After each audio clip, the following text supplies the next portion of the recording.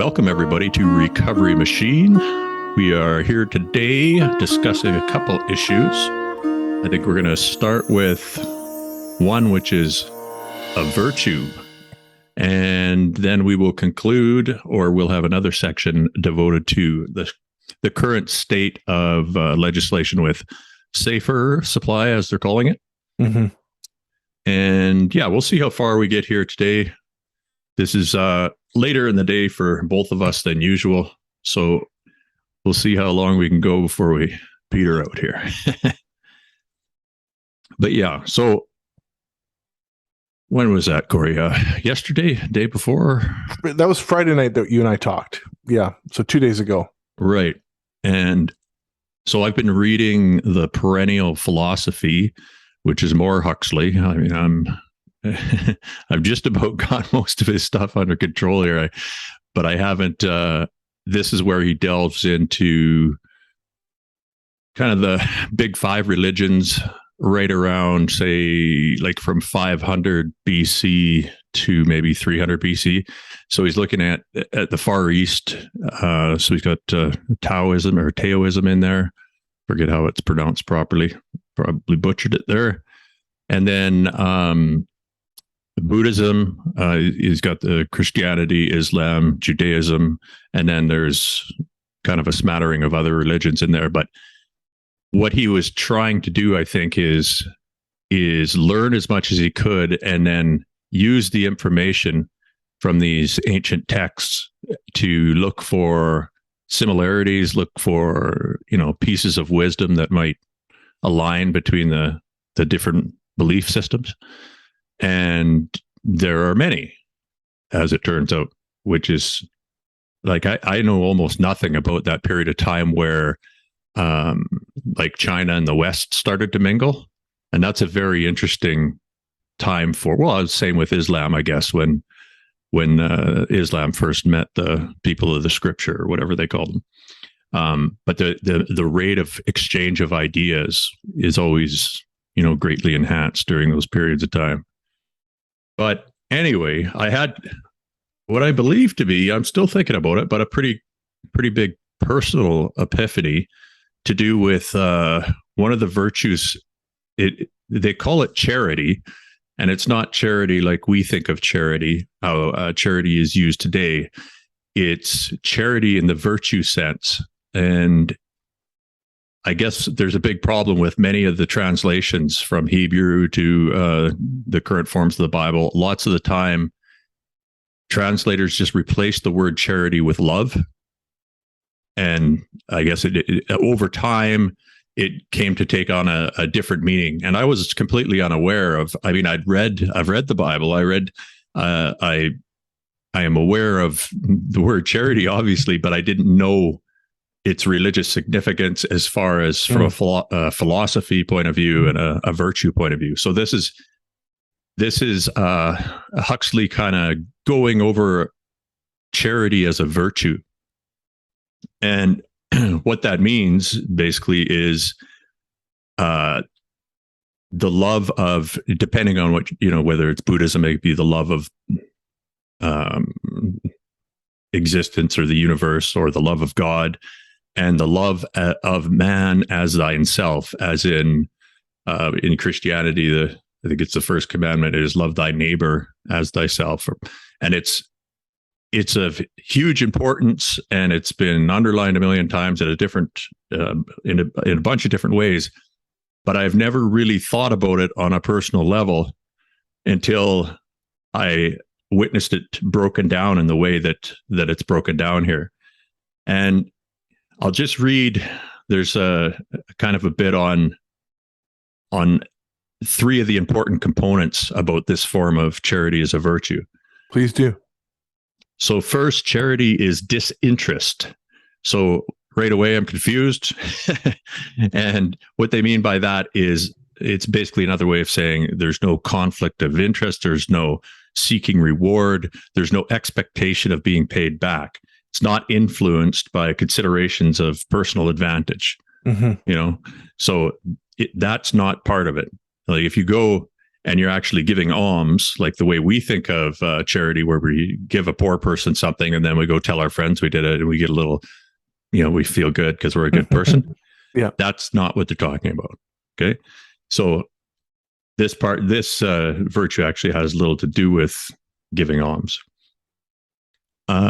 So you're seeking no reward, nor allowing itself to be diminished by any return of evil for its good. I'm not sure what they mean by that. I'll leave it for now. The second distinguishing mark of charity is that, unlike the lower forms of love, it is not an emotion. It begins as an act of will and is consummated as a purely spiritual awareness. This is where my ears started to perk up. I was like, okay. It's still lots of, it's the terminology. There's a few translations that I didn't understand, but Huxley does an excellent job of kind of putting this together. And then the third characteristic of charity as a virtue is humility. And this is the one that hit me the hardest. It says, and the same is true of humility, which is the third characteristic mark of charity. Humility is a necessary condition of the highest form of love, and the highest form of love makes possible the consummation of humility in a total self-nodding. And I don't know for sure.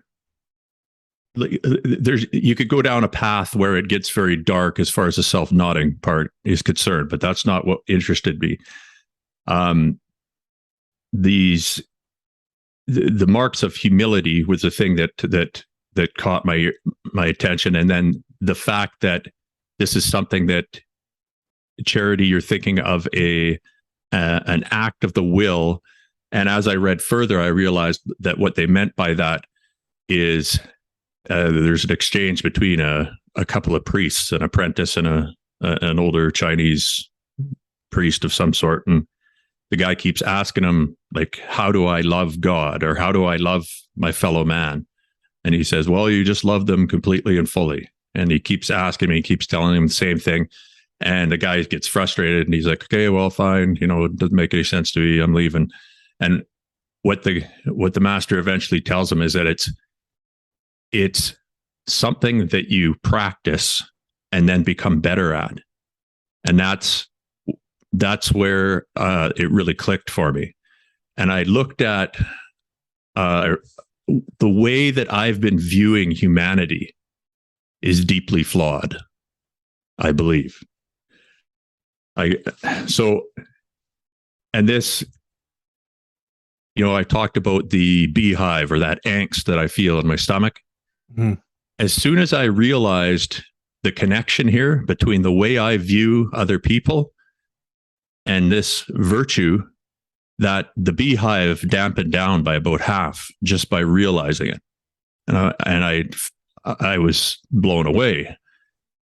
And I started thinking about the way I think of other people, and there's many problems there. So I kind of wrote out a bit of a summary here so I can stay on track. Mm-hmm. I'm still working on this a little bit, but so I realized that a large part of what is driving my angst is negativity towards other people. I judge people, I look down on people, and I push people away. I've done that my whole adult life, whether I like to admit it or not.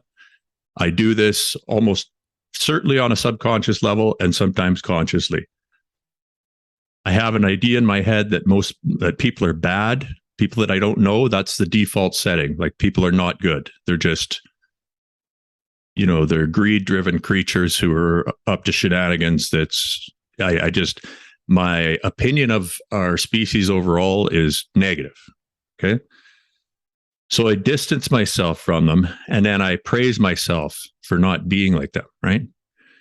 And this process in itself, just that first part of the process, creates a feedback loop. The more I distance myself, the lonelier I become. There might be people all around me, but it doesn't matter, because in my head, I'm special. Right. This is the story that's going on in my head, and my angst grows. I feel the angst grow because I'm basically detaching from humanity, and I need humanity. Humans are social creatures. Mm-hmm. My ego tells me that I'm somehow different and special. I put up more walls.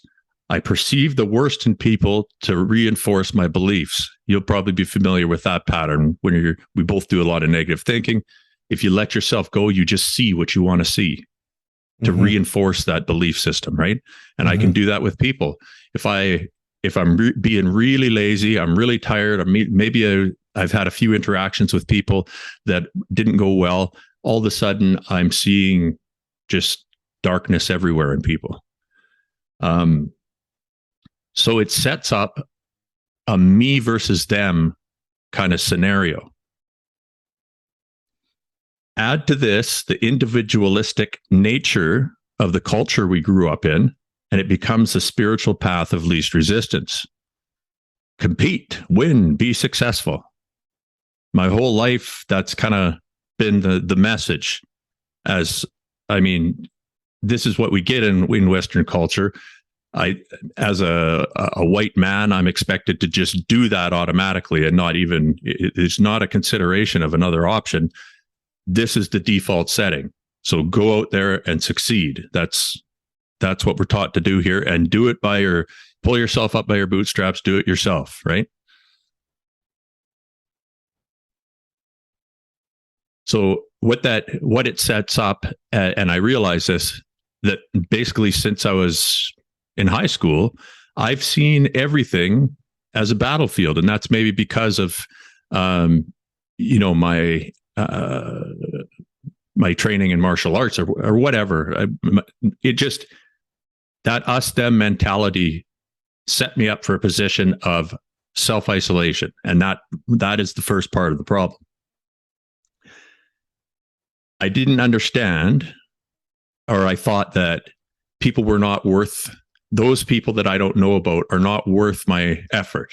I'll focus on the people I like because I know them already and I love them. So I spend all my energy there, and that's good and that's fine. And I do good things for people. And generally I am a pretty good person as far as, I'm not out in the middle of the night murdering multiple people. And overall my contributions to society are probably positive.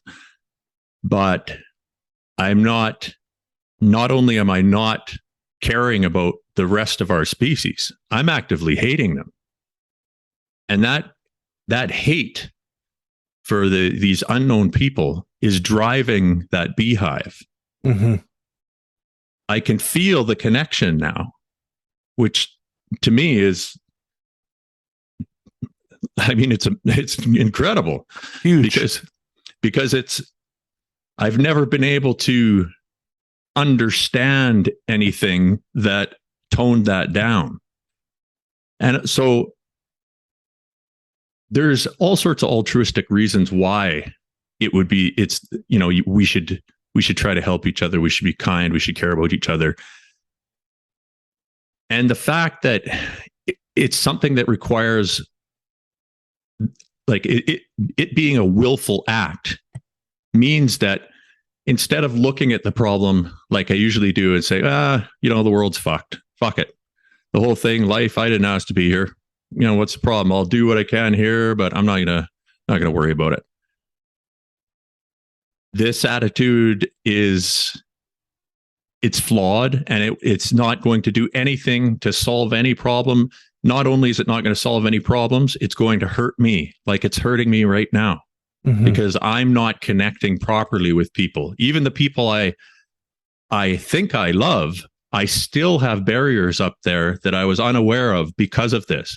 Not only that, when I look at the mirror and I see a human being looking back at me, there must be some animosity.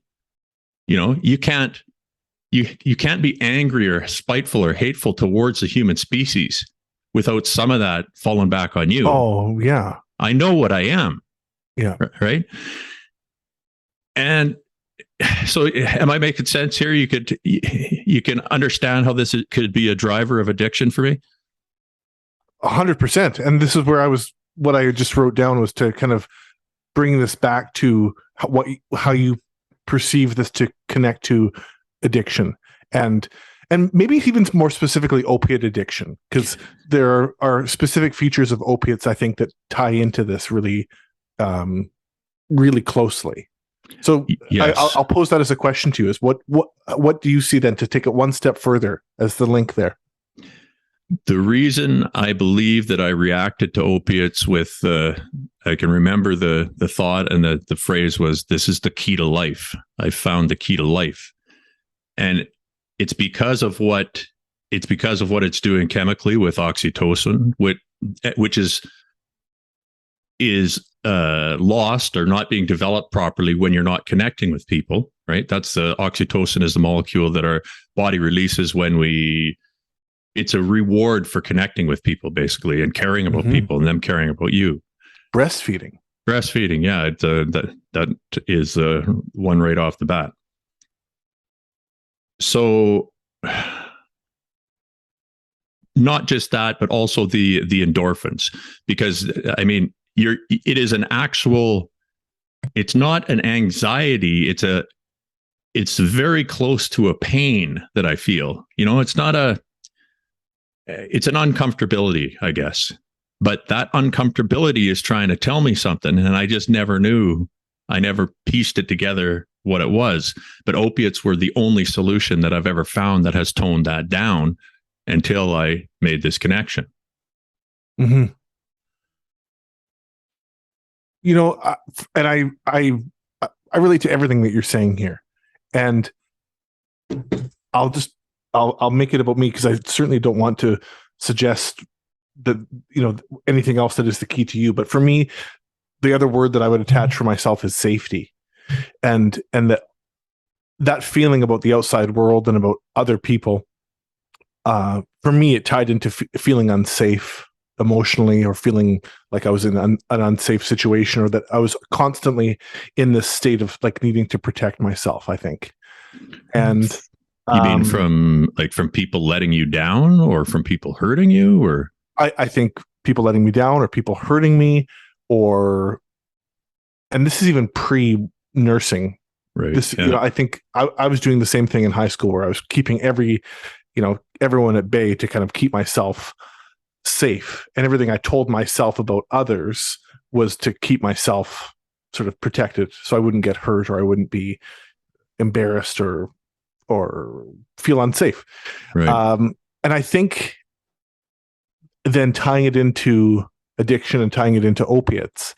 And someone from our group over a year ago used the analogy that opiates were like the feeling of a mother's love, like a warm blanket, or the warm blanket. Yeah. Both the mother's love thing and the warm blanket. Those are analogies of safety. Those are scenarios of like safety and comfort. Yes. And so this constant state of discomfort, or I think for me, a just general feeling of a lack of safety, that had a curative effect on that feeling.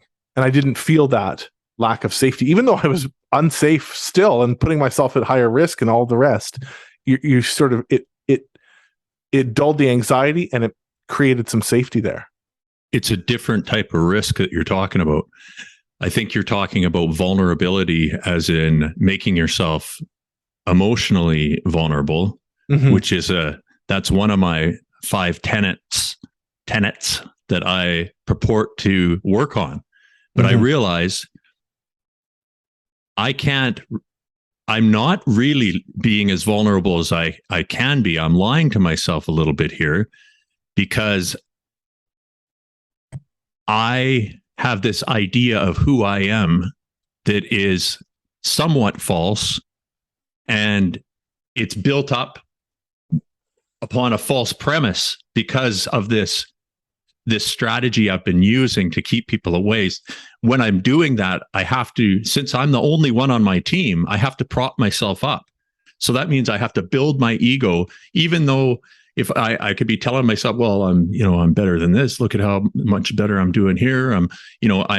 So it makes me, because I'm constantly judging myself, I also am then motivated to judge others, which is all, it's nonsense. We know it's nonsense. It's not, there's nothing to that. There's never going to be any nothing valuable will ever come from that behavior. Quite the Right. opposite, actually. So that knowing, I think, is also contributing to that uncomfortable feeling, because I'm not being honest with myself. There's a dishonesty going on in there that I was unaware of. You know, I mean, Yeah. I realize that, like, I can come off as arrogant sometimes. I've been told that, and I work on it. But depending on my mood or how many people in a row have given me compliments or whatever, I can take that on. And if I'm in that mode where I'm pushing people away, I really let that sink in. And what it does is it helps with this belief that I am something different than a human, and further isolates me.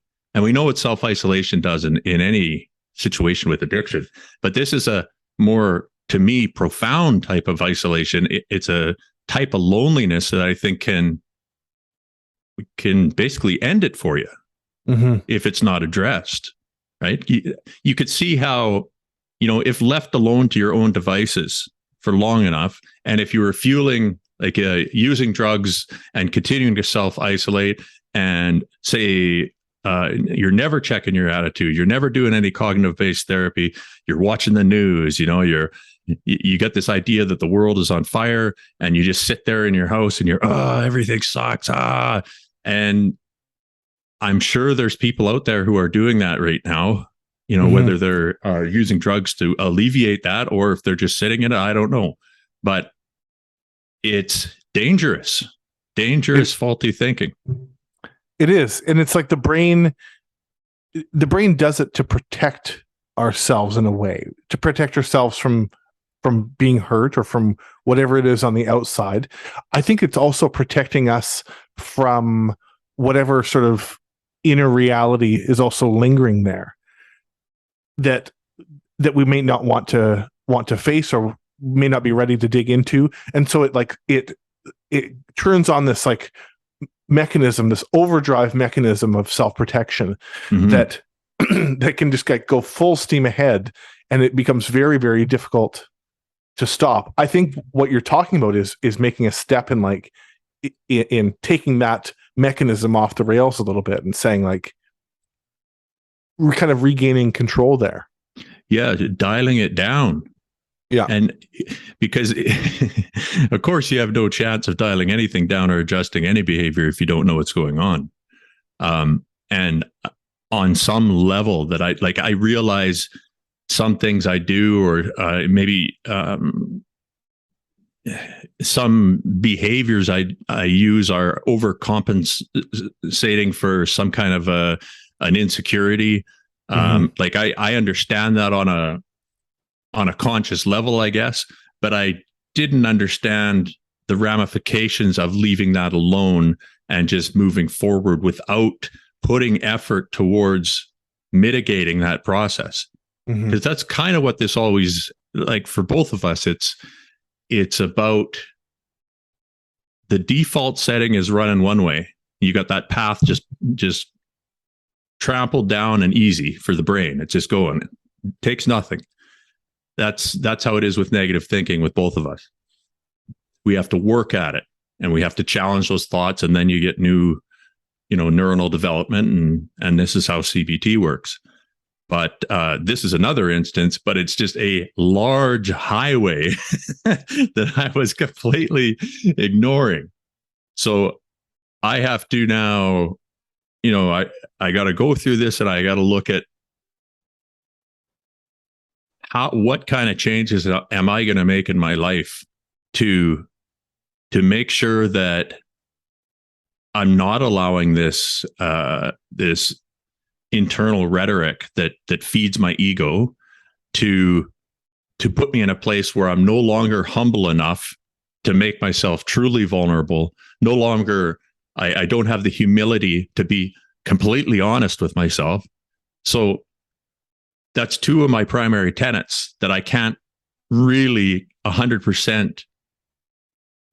I can't get them. I can't grasp them or have them grow to the full potential of that path because of this. So Yeah, it's a very interesting kind of epiphany, I guess. It is. Interesting to And, me. and I think that this is why that coming back to the beginning of the conversation about religion and spirituality too. This is why I think it is called a spiritual practice. Yes. Yes. And that for the practitioners or just the participants who are really working at it, it is a practice. And I think the end result of practicing gratitude or self-love or charity, as we're talking about, is that there's less space for that other dialogue. There's less space for the negative dialogue. It becomes easier to go to love and universal acceptance of others and self-acceptance and all those positive beneficial things if you're doing it like we've talked about, neurons that fire together, wire together, and Yes. and that going there makes it easier to going there a lot makes it easier to go there when you need to. Yeah, or to not go to a bad place when you don't want to. It might be that you just have narrowed that highway enough so that you didn't make a decision or say something that you shouldn't have said, or these are all things that are kind of running in the background unchecked with me right now. Mm-hmm. And yeah, I mean, it seems to be, this virtue is of paramount importance for Christianity, Islam, and when you go to the Eastern religions, I like I don't like their idea about how everything is like the general idea that everything here is suffering, and that the point of what they're doing is trying to achieve enlightenment so that they alleviate the suffering. I don't think, I mean, my life is not suffering all the time. Like, I sleep for 8 hours of every day, and that's quite peaceful. So that's that part right there. And the rest of it is kind of up and down, Mm-hmm. The challenges I do face are, I think that's what we're doing here, is basically trying to somehow grow as an individual, like, through these processes. It's kind of the way I make sense of it anyway.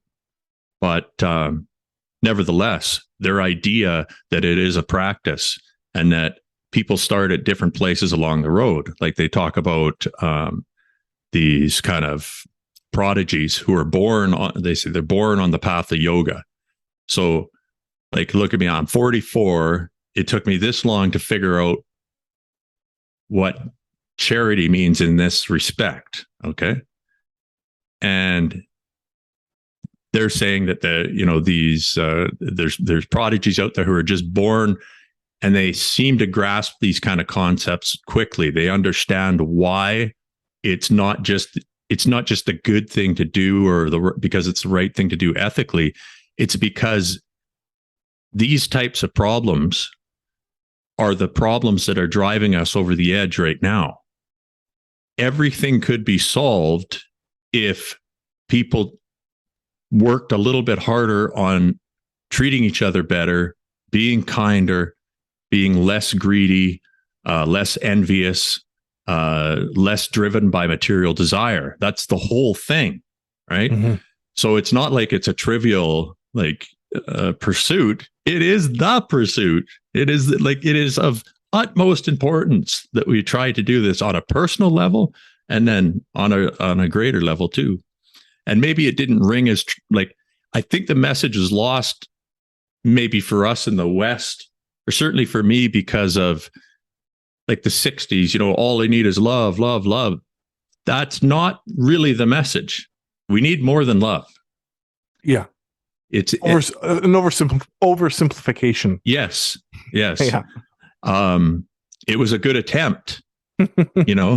Their heart was in the right place. They were pointing the ship in the right direction, but the engine is never going to be strong enough to get it to where it needs to go. Mm-hmm. With just love. There has to be more than that. It has to be genuine concern for our fellow human beings. on a level that's been, unprecedented. So another question for you, in thinking about your role within the healthcare recovery community and all of the people that you know that are dealing with the system, the machine, who are struggling and who are up against a lot of stigma and a lot of judgment and difficulty. Do you have any thought on how this could sort of influence your approach there or your style moving forward? Yeah, I got a lot of thoughts about that. First, I'd like to express, I guess I'd like to apologize for the way that I've been going at this. And like I said, when you view the world as a battlefield, it's very easy to fall into a mode of attack. Like the way I was talking about David Eby, or the way we rip on Sheila Malcolmson and these ministers who are, my brother-in-law lives pretty close to David Eby, and he sees him outside playing with his son all the time.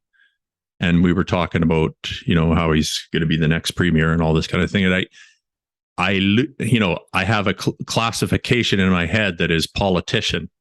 And then I add that to my don't know human, but politician. Now it's real bad, right? But he's just another person. He's like me. Mm-hmm. We're from the same thing. And it might even be that, I won't get too esoteric, but I think that I need to come at this problem not with the typical, I think I've been falling into that trap of a polarized state, where it's like, we're the people who are pro safe supply. We're the people who want a progressive outlook on this situation so we could save lives. Like, why isn't anybody doing this? That is confusing. That's, I don't have any problem with my thinking in that respect, but the way that I'm presenting it perhaps is not been well thought through. So I think that I need to consider the individuals as people, even the politicians. I need to think about the fact that there's many things I don't know about them. They have personal lives.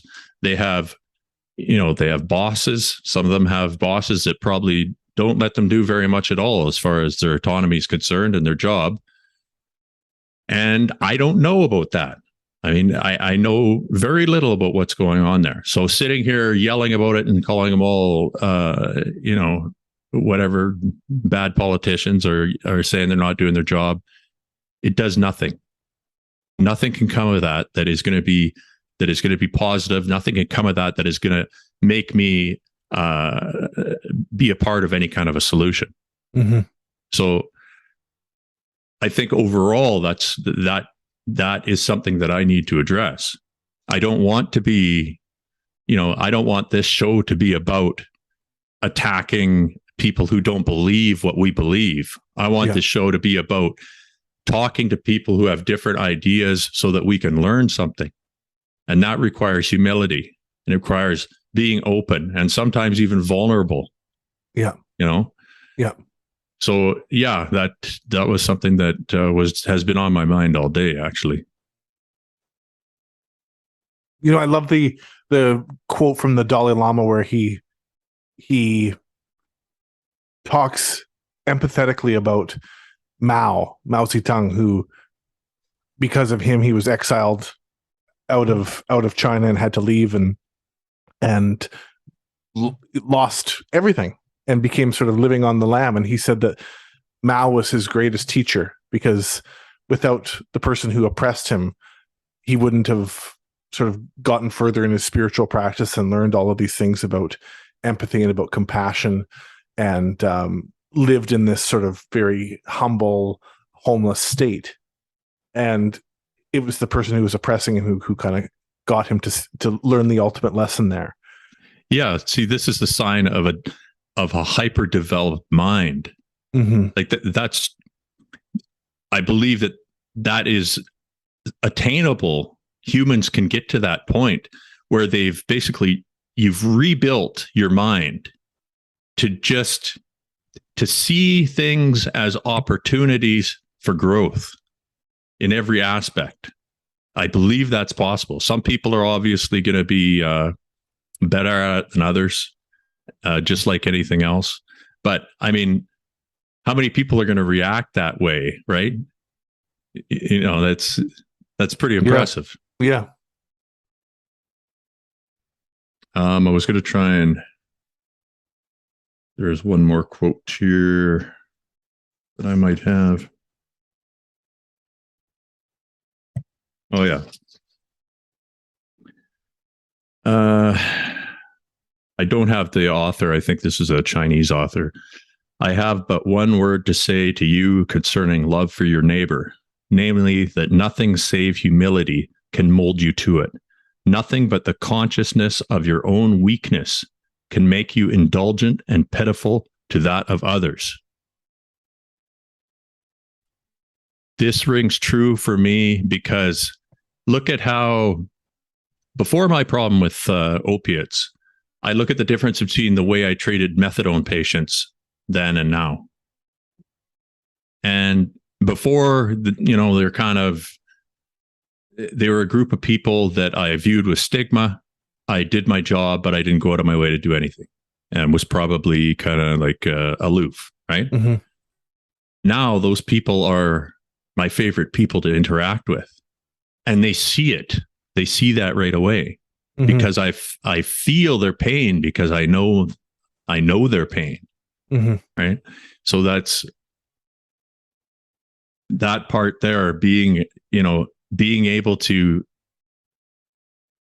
connect with people on that level and having the humility to do it, I guess is what he's saying there. But yeah, I think it's oftentimes easier to focus on our contempt of others versus the contempt we may feel about ourselves at a given time. Oh, and absolutely. Then it's also similarly easier to feel love and empathy towards others, and then not necessarily even realize that, like you said, part of why you connect with those people is that there's very much that is relatable in yourself. Yes. And then the harder job there, I think, is to turn that towards yourself and to be as kind and warm and friendly and understanding of yourself as you are to them in those moments, in that moment.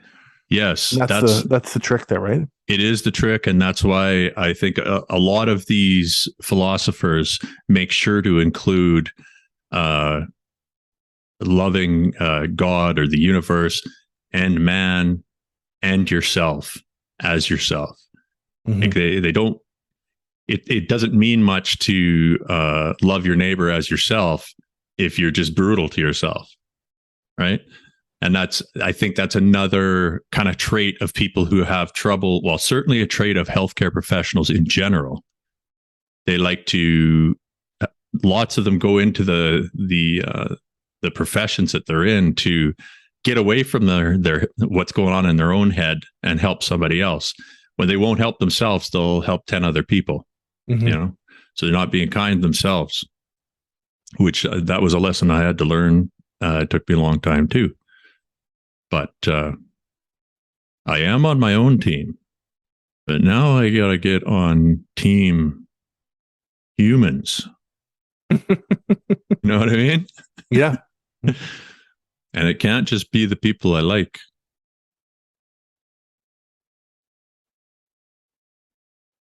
And yeah, I think that's it. That's my epiphany. So let us know what your thoughts are on that. I would love to get feedback in whatever way, shape, or form. This will be up in audio and up on video, of course. And yeah, let us know. Yeah, thanks for listening.